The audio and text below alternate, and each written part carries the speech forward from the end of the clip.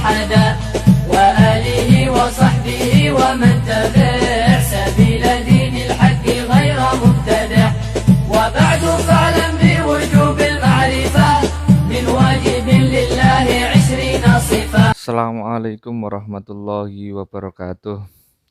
Bismillah, alhamdulillah, wassalatu wassalamu ala sayyidina rasulillah Muhammad ibn Abdillah wa ala alihi wa sahbihi wa man tabi'ahum bi ihsani ila yaumil qiyamah. Rabbi shrah li sadri wa yassir li amri wahlul 'uqdatam min lisani yafqahu qawli. Subhanaka la ilma lana illa ma 'allamtana innaka antal alimul hakim. Qala al-muallif rahimahullahu ta'ala wa nafa'ana bihi wa bi'ulumihi fid dharaini amin. Anak-anakku sekalian yang dirahmati oleh Allah Subhanahu wa taala dimanapun kalian berada, saya senantiasa selalu berdoa dan berharap kalian senantiasa dalam kondisi sehat walafiat, dan yang paling terpenting kalian selalu tetap semangat untuk mengikuti kegiatan belajar. Dalam hal ini kita ngaji kitab Aqidatul Awam. Anak-anakku sekalian yang dirahmati oleh Allah Subhanahu wa taala, akan saya ulangi yang kemarin sudah saya sampaikan, yaitu bait yang ketiga. Silakan disimak, silakan dibuka kitabnya, silakan dibuka kitabnya. Bait yang ketiga, summa sholatu wassalamu sarmada ala nabi khairi man qad wahada. Kemudian wa alihi wa sahbihi wa man tabi sabila dinil haqqi ghaira mubtadi. Bait ini menjelaskan bahwasanya Ki Musannaf setelah menyebutkan di bait yang pertama, yaitu abda'u bismillahirrahmanirrahim daimil isani walhamdulillahil qadimil awwali al-akhiril badi bila tahawuli. Kemudian Ki Nazim atau Ki Musannaf, Ki Mu'allif menjelaskan summa sholatu wassalamu sarmada ala nabi khairi man qad wahada wa alihi wa sahbihi wa man tabi sabila dinil haqqi ghairu mubtadi.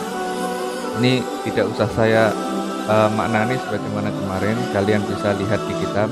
Saya hanya mengulas saja apa yang sudah saya sampaikan kemarin, yaitu apa itu yang dimaksud dengan ala nabi, ya, summa sholatu wassalamu sarmada. Sholawat salam semuanya disampaikan kepada Rasulullah Shallallahu Alaihi Wasallam daiman. Sarmada bermakna daiman, selamanya, ya.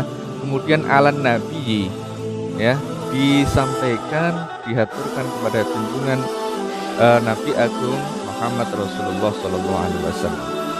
Lafaz an-nabi di sini disebutkan lahu ta'rifan, bahwasanya nabi di sini mempunyai dua arti. Lahu ta'rifan, ya, yaitu arti secara umum dan arti secara khusus. Yang secara umum, ya, di sini disebutkan bahwa al-awwal, al-insan dzakarun hurrun, yaitu manusia yang merdeka. Al-insan dzakarun hurrun, manusia merdeka, seorang laki-laki merdeka, ya. Uhiya ilaihi bisar'in, yang mana seseorang tersebut diberi wahyu oleh Allah Subhanahu wa taala. Diberikan wahyu oleh Allah Subhanahu wa taala bisar'in, ya, dengan syarat, dengan ajaran-ajaran syarat tertentu, yang mana antara nabi yang satu dengan yang lainnya pasti mempunyai syariat yang berbeda-beda. Nah, sawaun umira bitablighihi amla. Sawaun umira bitablighihi amla. Baik orang tersebut, ya, baik orang tersebut diperintahkan untuk menyampaikan syariatnya ataupun tidak. Ataupun tidak, itu dinamakan nabi. Ini makna secara umum, ya. Tolong dicatat, ya. Nabi makna secara umumnya apa? Wa huwa al-insan dzakarun hurrun uhiya bisar'in sawaun umira bitablighihi amla, yaitu seseorang yang diberikan wahyu oleh Allah Subhanahu wa taala dengan ajaran, dengan syariat tertentu, baik diperintahkan untuk menyampaikan syariatnya tadi kepada umatnya ataupun tidak. Itu namanya nabi. Ini definisi nabi atau ta'rif nabi secara umum, ya, secara umum. Kalau diperintahkan untuk menyampaikan kepada umatnya, maka nabi juga farasulun aidon. Maka nabi juga disebut sebagai rasul juga. Farasulun aidon, ya. Jadi perbedaannya antara nabi dengan rasul, kalau rasul itu kalau nabi itu sifatnya lebih umum, ya, sifatnya lebih umum. Jadi rasul masuk ke dalam nabi. Tapi kalau rasul, maaf, jadi an-nabi a'ammu minar rasul. Jadi rasul ini masuk dalam kategori nabi, ya. Rasul ini masuk dalam kategori nabi, li'anna an-nabi a'ammu minar rasul. Jadi nabi itu umum, ya, baik diperintahkan untuk menyampaikan syariatnya tadi atau yang diwahyukan tadi kepada umatnya ataupun tidak, itu masuk kepada nabi.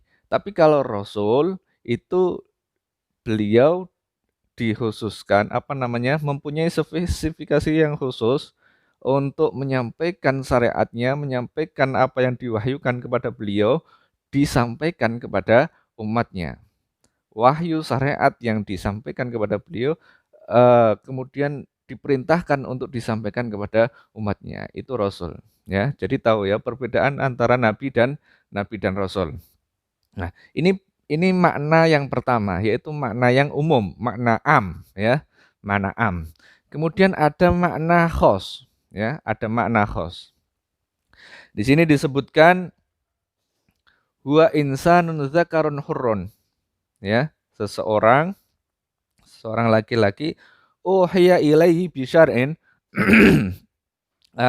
uhiya ilaihi bisar'in, yang mana diberikan wahyu oleh Allah Subhanahu wa taala dengan syarat, dengan ajaran-ajaran tertentu, liya'mala bihi fi nafsihi. Liya'mala bihi fi nafsihi. Untuk diamalkan, dipraktekkan kepada dirinya, khusus dirinya sendiri. Liya'mala bihi fi nafsihi. Untuk diamalkan, dipraktekkan bagi dirinya sendiri. Ini makna an-nabi yang khusus. Makna nabi yang khusus. Jadi tadi nabi ada dua arti, lahu ta'rifan, ada dua arti. Yaitu yang pertama apa? Seseorang yang diberikan wahyu oleh Allah Subhanahu wa taala dengan ajaran syariat tertentu, kemudian baik diperintahkan untuk menyampaikan ajarannya, syariatnya tadi kepada umatnya maupun bukan, itu masuk kategori nabi. Kalau diperintahkan untuk menyampaikan, itu khusus kepada rasul, ya. Itu khusus kepada rasul. Itu makna nabi yang pertama, makna am, makna umum, ya. Makna am atau makna umum. Kemudian makna yang khusus yaitu seseorang yang diperintahkan oleh Allah Subhanahu wa taala atau diberikan wahyu oleh Allah Subhanahu wa taala, kemudian apa yang diperintahkan atau apa yang diwahyukan tadi untuk kemudian dipraktekkan, diamalkan bagi dirinya sendiri. Liya'mala fi nafsihi. Untuk kemudian dipraktekkan, diamalkan bagi dirinya sendiri. Itu an-nabi. Tapi kalau rasul, insanun dzakarun hurrun uhiya ilaihi bisyar'in liyuballighahu ila ghairihi. Kemudian kalau rasul, selain beliau mempunyai syariat, ajaran tertentu atau wahyu yang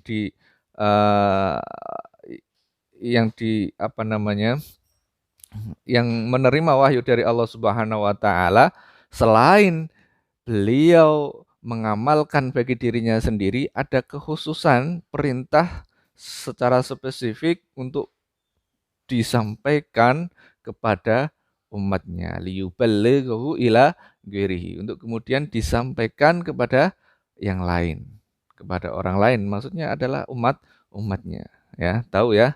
Jadi perbedaannya tadi ada nabi secara makna am, ada nabi yang bermakna khos. Bermakna khos itu apa namanya?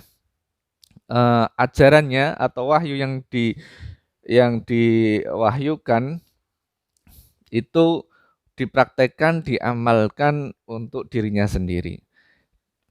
Tapi kalau Rasul itu adalah seseorang yang menerima wahyu dari Allah Subhanahu wa taala, menerima ajaran tertentu, kemudian ajaran tersebut atau wahyu tersebut untuk kemudian dipraktekkan bagi dirinya sendiri dan disampaikan kepada orang lain. Itu adalah makna yang khas. Jadi tahu ya.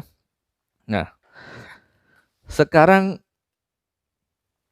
nabi, ya, lafadz an-nabi itu kalau melihat dari segi bahasa, di sini disebutkan ada dua versi atau dua macam. Wa huwa ala wajhaini. Ada dua macam. Macam yang pertama, ya, lafadz an-nabi itu berasal dari kata an-nabwah. Apa? An-nabwah. Lafadz an-nabi berasal dari kata apa? An-nabwah. An-nabwah itu apa? Di sini disebutkan wa huwa al-makan al-murtafi, yaitu kedudukan atau tempat posisi kedudukan yang tinggi, tempat yang mulia, Itu yang dinamakan apa?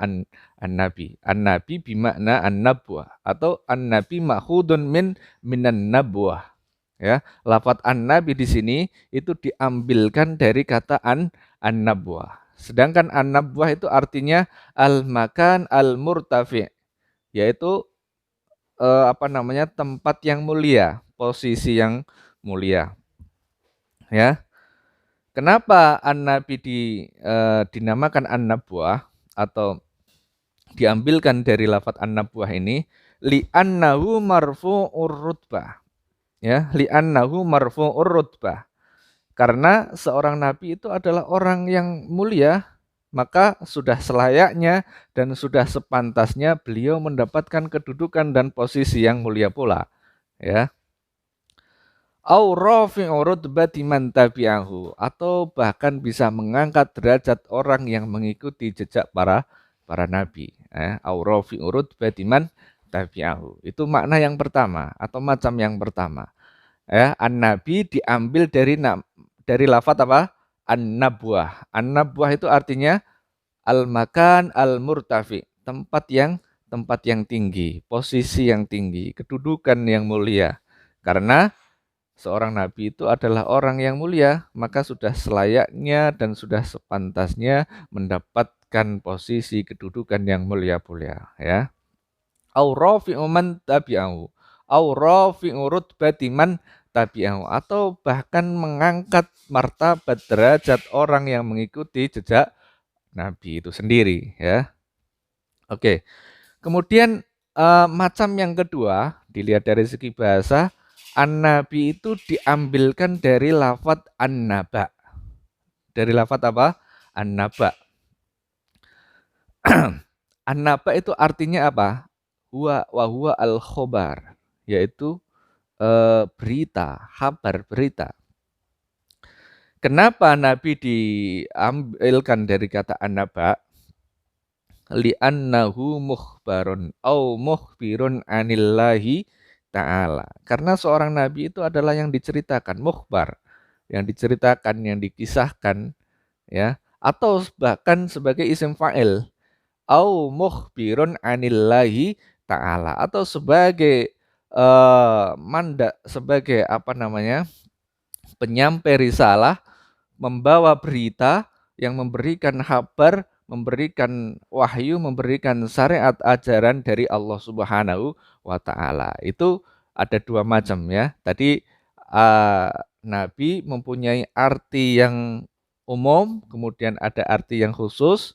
Kemudian ini dilihat dari segi bahasa, ini ada dua pula, ya, diambil dari kata an-nabwah dan kata an-naba. Ya, ini tolong dicatat, nanti akan saya tanyakan kepada kalian. Nah, selanjutnya wa alihi. Ya, tadi karena dalam bednya menyebutkan summa sholatu wassalamu sarmata ala nabi khairi man qad wahada wa alihi wa sahbihi wa man tabi sabila dinil haqqi ghaira mubtadi, ya, ghaira mubtadi. Nah, ini kemarin juga sudah saya sampaikan. Ini saya ulas lagi ya, biar kalian lebih familiar dengan istilah tersebut atau lebih paham. Wa alihi. Apa yang dimaksud dengan alihi di sini? Wa alihi lan keluargane Kanjeng Nabi.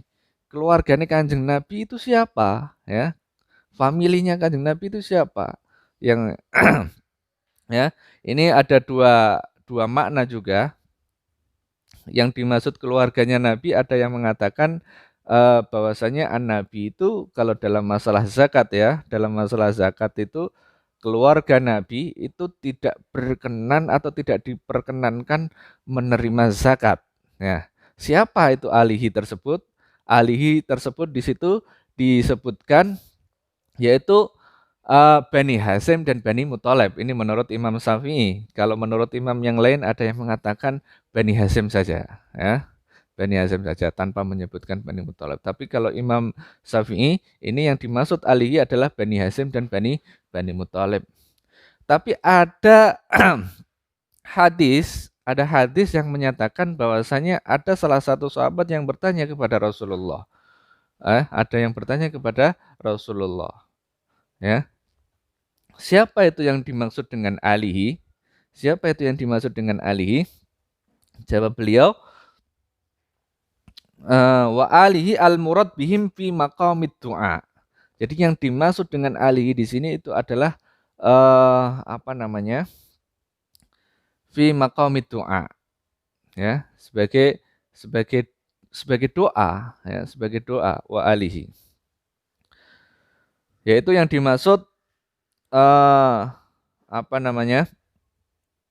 Yang dimaksud di sini berdasarkan hadis yang diriwayatkan oleh Anas bin Malik radhiyallahu anhu qol. Jadi Rasulullah pernah suatu ketika ditanya oleh para sahabat. Su'ila Rasulullah sallallahu alaihi wasallam man alu Muhammadin. Siapa keluarga Nabi Muhammad? Yang dimaksud dengan alihi di sini, siapa itu Nabi Muhammad? Siapa itu keluarga Nabi Muhammad? Kemudian dijawab di sini faqala Rasulullah alu Muhammadin kullu taqiyin. Yaitu yang dimaksud dengan keluarga Nabi itu adalah setiap insan, setiap manusia yang mempunyai keimanan, percaya atas kenabian dan kerasulan Nabi Muhammad SAW sekaligus mengesahkan Allah Subhanahu wa taala. Itu yang dinamakan atau yang dimaksud dengan ali Muhammadin. Ya, ini berdasarkan hadis, ada salah satu sahabat yang bertanya kepada Rasulullah tentang siapa itu yang dimaksud ya atau yang dikehendaki dengan alu Muhammadin atau alihi. Ya, alihi di sini dijawab oleh Rasulullah kullu taqiyin, yaitu setiap manusia yang mempunyai ketakwaan kepada Allah Subhanahu wa taala. Ya, ini fi maqamid doa, sebagaimana doa. Kemudian wa sahbihi, ya, tadi kan dalam nadomannya wa sahbihi wa man tabi, ya. Wa sahbihi wa man tabi. Nah, siapa itu yang dimaksud atau yang dikehendaki dengan lafadz wa sahbihi? Lafadz sahbihi ini saya bacakan ya. Wa sahbihi ismu jam'in li sahibi. Jadi lafadz wa sahbihi ini adalah merupakan isim jamak jamak dari lafadz sahib. Jadi wa sahbihi ini jamak dari lafadz sahib. Bimakna sahabi, yang mana diartikan dengan sahabi. Sedangkan sahabi sendiri diartikan ya wa huwa man ijtama'a bihi sallallahu alaihi wasallam. Siapa itu sahabi? Di sini disebutkan wa huwa man ijtama'a bihi sallallahu alaihi wasallam, yaitu orang yang berkumpul dengan Rasulullah sallallahu alaihi wasallam, bisa bertemu langsung atau sekurun, sezaman, semasa, sewaktu pada saat Rasulullah sallallahu alaihi wasallam masih hidup, dan bertemunya tersebut ba'da risalah, setelah beliau diangkat menjadi seorang rasul. Ya, yang dimaksud sahabi di sini wa huwa man ijtama'a bihi sallallahu alaihi wasallam ba'da risalah mu'minan wa mata ala imanihi. Mu'minan wa mata ala imanihi. Yaitu yang disebut sahabat apa? Sahabat apa? Yaitu seseorang yang pernah bertemu langsung dengan Rasulullah atau sekurun, semasa, sewaktu pada saat Rasulullah masih hidup, dan ketika setelah beliau diangkat menjadi Rasul, para sahabat ini mengimani, mempercayai atas kenabian dan kerasulan Nabi Muhammad Shallallahu Alaihi Wasallam, dan bahkan mata ala imanihi, bahkan meninggal dalam posisi masih mengimani, mempercayai atas kenabian dan kerasulan Nabi Muhammad Shallallahu Alaihi Wasallam. Itu yang disebut dengan apa? Sahabat. Ya, sebut apa? Sahabat. Ya, tolong ini dicatat, nanti akan saya tanyakan. Ya, siapa itu yang dimaksud dengan sahabat? Siapa itu yang dimaksud dengan keluarganya Nabi? Nanti akan saya tanyakan. Ya. Jadi saya ulangi lagi, yang dimaksud dengan sahabat wa huwa man ijtama'a bihi sallallahu alaihi wasallam ba'da risalah mu'minan wa mata ala imanihi, yaitu orang yang bertemu langsung dengan Rasulullah atau tidak bertemu dengan Rasulullah ketika beliau sudah diangkat menjadi Rasulullah, sudah diangkat menjadi Rasul, risalah kenabian, kemudian dia mempercayai, mengimani atas kenabian dan kerasulannya Nabi Muhammad, wa mata ala imanihi, dan meninggal dunia masih dalam keadaan iman, percaya kepada Nabi Muhammad sallallahu alaihi wasallam. Ya, itu tolong dicatat, nanti akan saya tanyakan. Kemudian saya lanjutkan bait selanjutnya, ya. Ya, untuk yang lainnya ini sudah saya sampaikan kemarin. Wa ala alihi wa sahbihi wa man tabi sabila dinil haqqi ghairu mubtadi. Ghairu mubtadi itu adalah orang yang tidak membuat keanehan-keanehan. Ya, apa itu yang dimaksud dengan mubtadi? Mubtadi di sini adalah man kharaja anil haq, orang yang keluar dari jalur yang benar. Ya, man kharaja anil haq, keluar dari jalur yang benar. Sedangkan yang dimaksud dengan hak itu apa? Kullu ma wafaqa al-kitab was sunnah wal ijma wal qiyas. Sedangkan yang dimaksud dengan hak di sini adalah segala sesuatu yang sesuai, selaras, sejalan dengan apa yang termaktub dalam Al-Qur'an, as-sunnah, ijma, dan qiyas. Ya, 4 perkara itu. Ya. Sedangkan wal bid'ah lugatan maka mukhtari'an ala ghair misalin sabik, yaitu segala sesuatu yang mana sebelumnya belum pernah ada contoh real pada masa Rasulullah Shallallahu Alaihi Wasallam. Ya, kemudian secara syar'at, secara istilah lah, ya, lebih mudahnya secara istilah yang dinamakan dengan mubtadi di sini atau bid'ah di sini adalah segala sesuatu yang melenceng atau tidak sesuai dengan apa yang diperintahkan oleh syariat. Itu yang lebih mudah untuk pendefinisian atau ta'rif, ya. Kemudian saya lanjutkan bait selanjutnya, yaitu bait yang keempat, ya, yang keempat. Yang keempat atau yang kelima ini. Wa ba'du fa'lam biwujubil ma'rifah. Yang kelima, ya. Wa ba'du fa'lam biwujubil ma'rifah min wajibin lillahi isrina sifah. Silakan dibaca bait selanjutnya, yaitu wa ba'du fa'lam biwujubil ma'rifah min wajibin lillahi isrina sifah.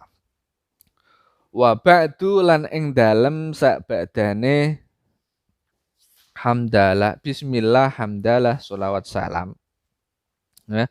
Wa ba'du lan anapun sakwuse kang tinutur. Maksudnya kang tinutur itu mau mulai dari awal tadi, mulai dari bait yang pertama sampai yang sebelum ini ya, bismillah, hamdalah, sholawat salam dan semuanya itu. Kemudian Ki Musannaf melanjutkan nadhomanya wa ba'du fa'lam biwujubil ma'rifah. Fa'lam mongko becik ngertiya sira. Fa'lam mongko becik ngertiya sira. Atau weruh sira. Ya, fa'lam mongko weruh sira. Weruh apa biwujubil ma'rifah kelawan wajibe ngaweruhi. Ngerteni biwujubil ma'rifah kelawan wajibe ngerteni, kelawan wajibe ngaweruhi ya, kelawan wajibe ngaweruhi. Min wajibin nyatane sangka sifat wajib. Min wajibin nyatane sangka sifat wajib. Lillahi kedune Allah, lillahi kedue Allah, lillahi kedue Allah. Sifat sing wajib isrina ing 20. Isrina ing 20 apane sifatan sifate. Apane sifatan sifate. Ya, saya jelaskan bahwasanya Ki Musannaf, Ki Nadim atau Ki Mu'allif Sayyid Muhammad Marzuki Al-Maliki Al-Hasani ini, Sayyid Muhammad Ahmad Marzuki Al-Maliki Al-Hasani ini, setelah beliau menjelaskan tadi dalam muqaddimah bismillah, hamdalah, sholawat, salam dan seterusnya tadi, kemudian beliau melanjutkan tentang beberapa sifat wajib bagi Allah yang jumlahnya ada 20 itu.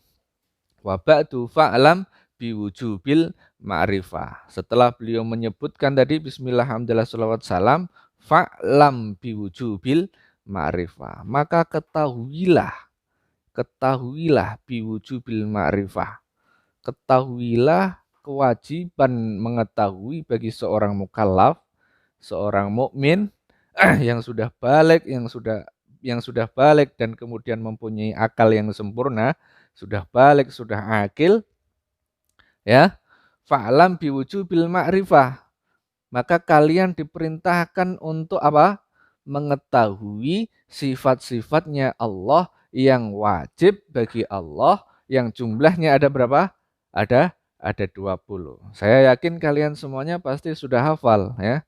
Biasanya dilagokno nonggone pas waktu pujian. Wujud kita bako mukhalafatul lil hawadisi dan seterusnya. Wujud kita bako mukhalafatul lil hawadisi qiyamu binafsi wahdaniyah dan seterusnya sampai apa? Mutakalliman. Saya yakin kalian semuanya sudah hafal. Nah, ini yang disampaikan oleh siapa? Kiai Nadim, Kiai Musannaf, Kiai Mu'allif memberikan perhatian, memerintahkan kepada kita semuanya seorang mukallaf yang sudah balik dan mempunyai akal yang sempurna, balik akil, untuk kemudian wajib bagi kita mengetahui sifat-sifat wajib bagi Allah yang jumlahnya ada berapa? Ada 20 itu tadi, ya. Ya. Wa ba'du, nah ini sarahnya. Yajibu ala kulli mukallafin atau yajibu ala kulli mukallafin ay ya'rifa min sifatillahi ta'ala al-wajib fi haqqihi ta'ala. Jadi wajib bagi seorang mukallaf untuk mengetahui sifat-sifatnya Allah, sifat-sifat wajibnya Allah yang jumlahnya ada 20 tadi. Ya. Al-wajib fi haqqihi ta'ala, yang wajib bagi Allah Subhanahu wa taala. Apa itu wajib? Ya. Apa itu wajib? Wajib di sini adalah yang dimaksud dengan wajib di sini yaitu mala yutasawwar fil aqli adamuhu. Yaitu segala sesuatu yang secara logika, secara nalar, secara akal itu pasti kita tidak akan menerima tentang ketidakadaannya. Ya, paham ya? Apa tadi yang dimaksud dengan wajib? Yang wajib bagi Allah, ya, al-wajib fi haqqihi ta'ala tadi, ya, wajib bagi Allah tadi ma la yutasawwar fil aqli adamuhu, yaitu segala sesuatu yang tidak bisa dinalar atau tidak bisa diterima oleh nalar, oleh akal manusia tentang ketidakadaannya. Artinya apa? Harus ada dalam zatnya Allah Subhanahu wa taala. Kalau tidak ada, itu pasti ada yang janggal, ada yang muskil. Ya, ada yang muskil. Tidak akal yang sehat tidak akan menerimanya. Ya, ma la yutasawwar fil aqli adamuhu. Tapi kalau mustahil itu adalah kebalikan dari wajib, ya. Karena Allah itu mempunyai sifat wajib, sifat mustahil, dan sifat apa? Sifat jaiz.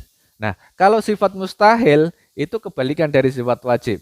Kalau sifat wajib tadi disebutkan ma la yutasawwar fil aqli adamu, tapi kalau mustahil adalah kebalikannya, yaitu ma la yutasawwar fil aqli wujuduhu, yaitu segala sesuatu yang tidak pernah tergambar, terfikirkan oleh akal manusia tentang keberadaannya, tentang wujudnya. Jadi mohal, ya, mohal kalau Allah mempunyai sifat A, B, C, D dan seterusnya, ya. Itu secara akal, secara nalar, secara logika itu pasti kita akan menyanggahnya hal tersebut, ya. Itu kalau mustahil. Jadi kalian harus bisa membedakan, ya. Apa itu sifat wajib, sifat mustahil, dan sifat jaiz. Nah, kalau sifat jaiz ini menerima kedua-duanya, ya.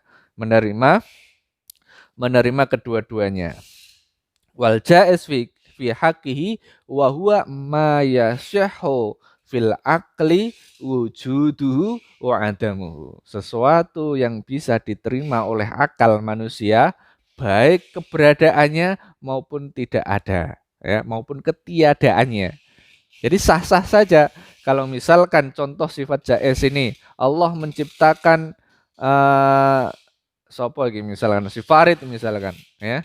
Allah menciptakan Farid ini sebagai seorang laki-laki yang cerdas, yang pinter, sing ganteng. Itu sifat jaiz bagi Allah. Sah-sah saja. Tapi kalau misalkan Allah menciptakan Farid iki mau wong sing wireng, welek, bodoh sisan, yo sah-sah saja. Nggak ada hal yang muskil, nggak ada yang aneh, dan itu boleh-boleh saja, ya. Sifat jaiz yang dinamakan sifat jaiz yaitu ma yasihu fil akli wujuduhu wa adamuhu, ya. Jadi itu tolong dicatat perbedaan antara sifat wajib, sifat mustahil, dan sifat jaiz ini. Tolong kalian catat, ya. Nanti akan saya tanyakan, ya. Wa kadza yajibu alaihi ay ya'rifa mithla dzalika fi haqqir rusuli alaihi. Saya ulangi lagi, ya. Wa kadza yajibu alaihi ay ya'rifa mithla dzalika fi haqqir rusuli alaihi wassalatu wassalam. Ya, begitu juga kalian diperintahkan untuk mengetahui sifat-sifat wajib bagi para rasul, bagi para nabi. Ya, sifat wajibnya berapa, sifat mustahilnya berapa, dan sifat jaiznya berapa. Kalian juga diperintahkan, diwajibkan untuk mengetahui sifat-sifat wajib bagi para rasul, para nabi. Ya, sifat wajib bagi para rasul ada sidik, amanah, tabligh, fatonah. Kemudian sifat mustahilnya itu ada 4 juga. Kemudian sifat jaiznya ada 1. Berarti 4 wajib bagi para rasul, 4 mustahil bagi para rasul, dan 1 bagi sifat jaiz, 1 bagi para rasul. Berarti jumlahnya ada berapa? Ada 9. Nah, kemudian sifat wajib bagi Allah Subhanahu wa taala jumlahnya ada berapa? Ada 20, ya. Sifat mustahilnya juga 20. Berarti 20 tambah 20 berarti berapa? 40. Kemudian sifat jaiz bagi Allah Subhanahu wa taala adalah 1. Maka 41 tambah 9 tadi jumlahnya berapa? Totalnya adalah 50. Nah, 50 inilah yang disebut dengan aqaid seket atau aqaid 50, ya. Aqaid 50. Nah, ini wajib bagi kita orang mukallaf untuk mengetahui secara global maupun secara global kita bisa mengetahui aqaid 50 atau aqaid 50 ya. Ini tolong diperhatikan betul, kalian tolong dicatat kalau ada hal yang belum tahu nanti bisa ditanyakan. Dan dari saya dari awal sampai akhir ini apabila ada kekurangan, kekhilafan atau salah bicara, saya pribadi mohon maaf. Dan untuk pertemuan kali ini saya cukupkan sekian, kurang lebihnya saya mohon maaf. Akhirul kalam, wallahul muwaffiq ila aqwamit thoriq. Wassalamualaikum warahmatullahi wabarakatuh.